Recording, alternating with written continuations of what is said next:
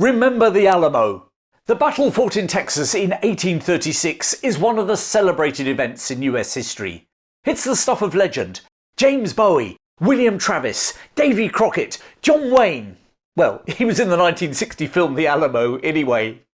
But did you know that amongst the 198 men who fought and died there were 23 men from Britain and Ireland? Yes, 1 in 8 of the defenders was born in the British Isles.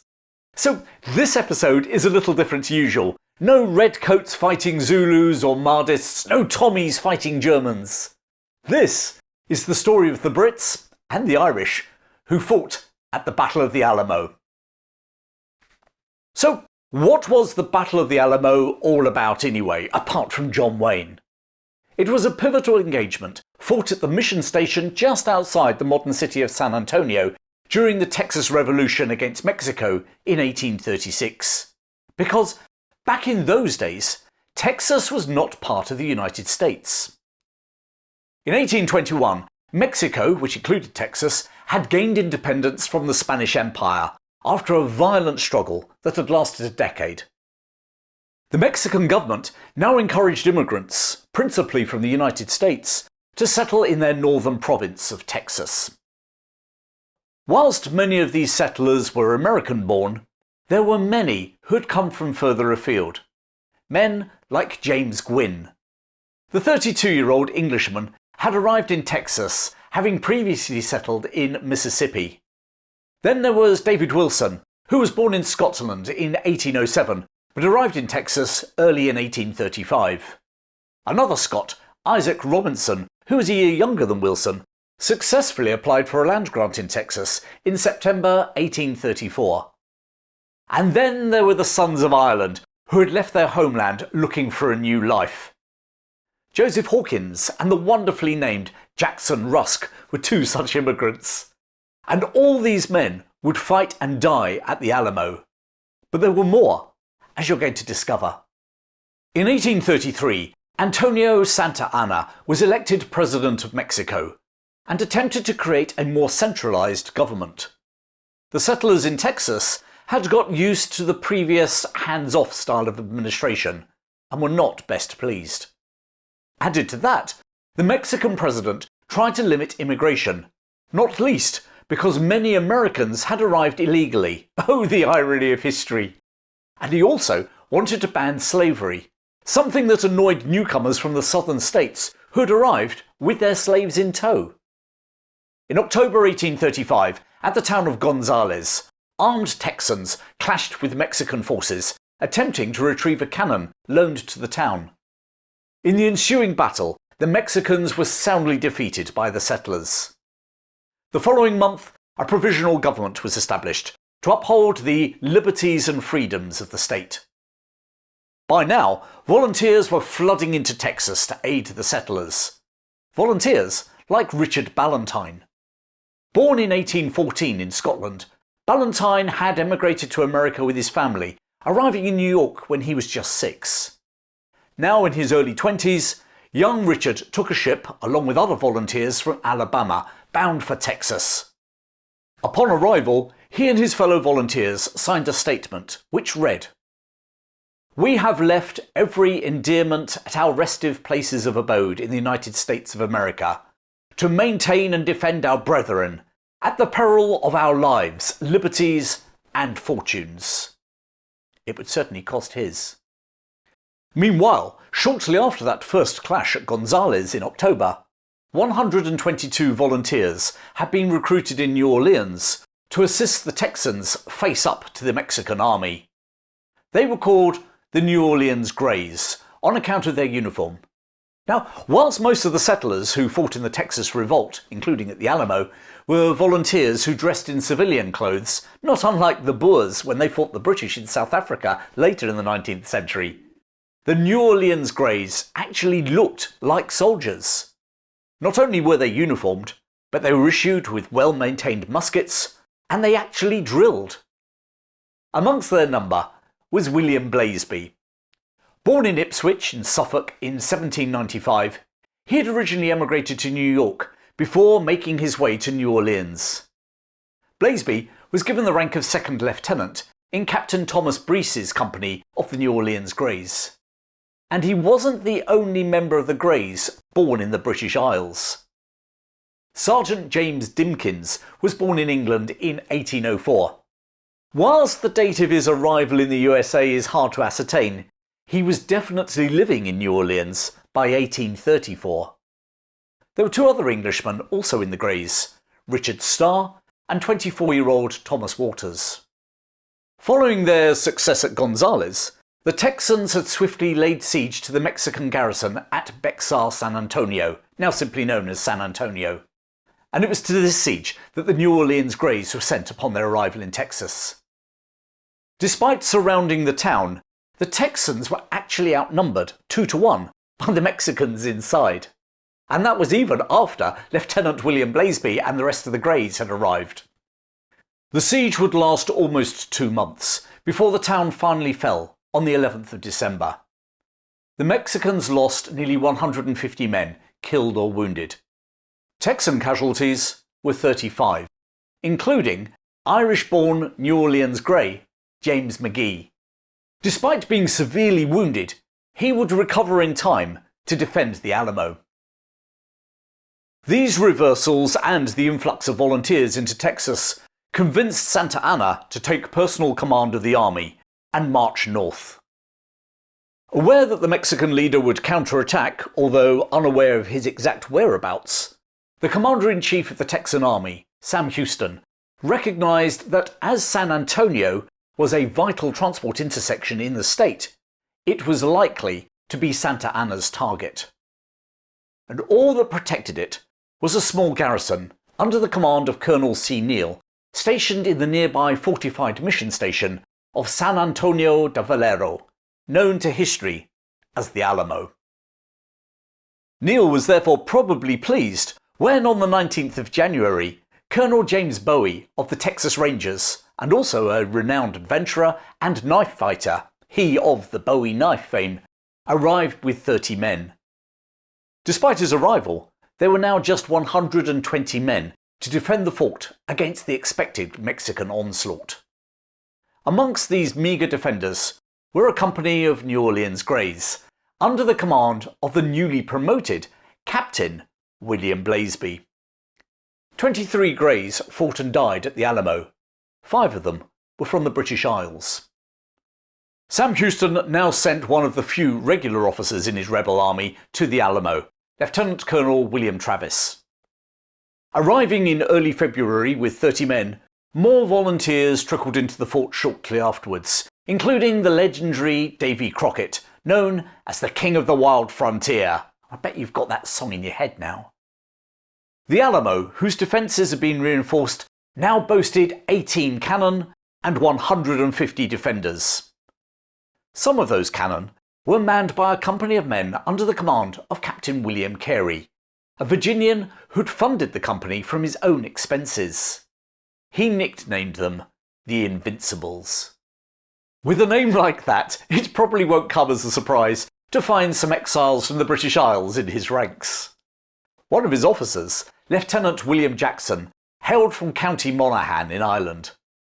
Born in 1807, he had worked as a sailor prior to emigrating to America in 1831. He'd settled in Kentucky before moving on to Texas. 2 years older than Jackson was Sergeant William David Hersey. The 31-year-old from England had been wounded at the siege of Bexar, but was back and ready for action. There were also 2 Irishmen in the ranks, Samuel Burns and Burke Trumnell, both in their 20s, and also a Scot, who we're going to hear about in a little while.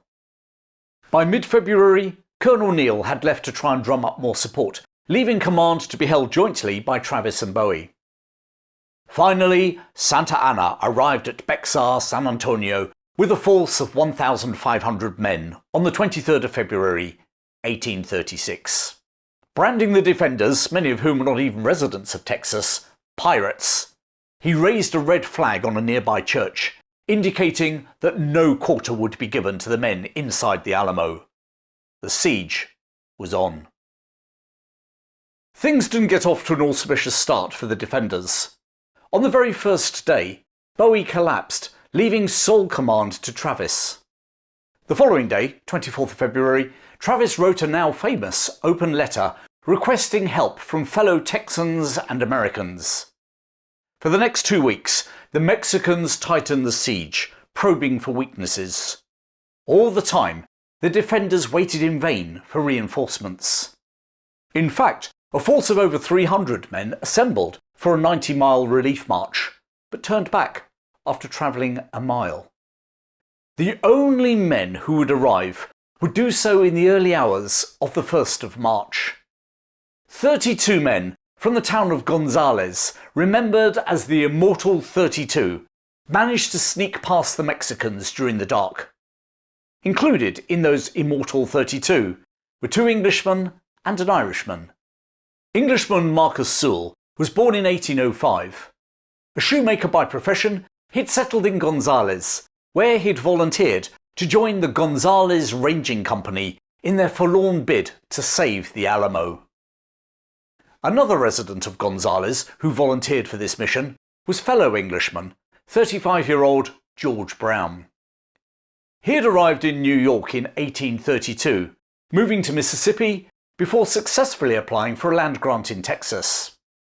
Meanwhile, Irishman Andrew Revolt, a plasterer by trade, was born in 1804. He had already fought in the siege of Bexar the previous year, but having done his bit, had returned home to Gonzales. Now, with the Alamo in peril, he volunteered once more. Over 40 men from the town of Gonzales fought and died at the Alamo. Now, if you've just done your maths, that's more than the Immortal 32, isn't it? So, what's that all about? Well, quite simply, there were some men from Gonzales already in the garrison. One such man was Englishman Daniel Bourne. Born in 1810 in the county of Kent, he and his brothers had emigrated to the USA, arriving in New York in May 1835 on board a ship called the Montreal. He had headed straight to Texas, arriving in Gonzales just as the revolution took off. Despite being a new arrival, he enthusiastically joined the bid for freedom and fought at the siege of Bexar. Now he was at the Alamo, serving with Captain Carey's artillery. The arrival of the Immortal 32 brought the defenders' strength to 200. Now, if that raised spirits at the Alamo, they were probably dampened by the arrival of a further 1,000 Mexican troops just 2 days later. Now, with 3,000 men against 200, Santa Anna was ready to storm the Alamo. But before we move to that final showdown, I want to tell you about a strange sound that Santa Anna heard just the day before the arrival of the Immortal 32.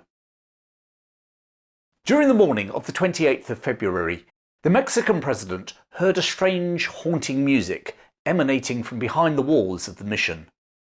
The skirl of a bagpipe. John MacGregor had been born in Perthshire, Scotland in 1797. Now, the clan MacGregor have a really interesting history, but not for this story. Suffice to say that this rebellious clan had a long tradition of pipe playing, and John had learned to play at a very early age. Eventually, to escape the grinding poverty and hardship of the Highlands, the family had emigrated to what is now Canada in 1808. Over the next 2.5 decades, John would move south into the United States, and he too volunteered to fight in the Texas Revolt. And here he was at the Alamo, another Brit serving in Captain Carey's Invincibles. Legend has it that he engaged in musical duels with Davy Crockett, MacGregor playing the bagpipes against Crockett's fiddle. Whatever the exact reality, John MacGregor has gone down in history as the Alamo Piper. The Mexican attack on the Alamo began at dawn on the 6th of March 1836. 198 men defended the Alamo against an enemy outnumbering them by at least 10 to 1. Of those defenders, 23 men were definitely born in the British Isles, 10 from England, 4 from Scotland, and 9 from Ireland. 2 attempts to breach the walls were repulsed, with the Mexicans suffering heavy losses, especially in face of the Texans' cannon, many of which, lacking canister shot, were firing nails, door hinges, pieces of horseshoe, and any other metal objects they could lay their hands on. The closely packed Mexican ranks, attacking on a reasonably narrow front, suffered terribly. Eventually, however, their numerical advantage started to tell. The third assault on the north wall succeeded, and the defenders were swiftly overwhelmed. At the main gate, Irish Sergeant William Ward, a man whose enjoyment of his drink had worried both Travis and Bowie, fought like a tiger, finally falling under a series of bayonet thrusts. Retreating into the chapel, the defenders made their last stand. As the Mexican troops burst in, Irishman Major Robert Evans, who also happened to be the Chief of Ordnance at the Alamo, made a desperate suicide mission. It was later depicted by John Wayne in the 1960 film The Alamo.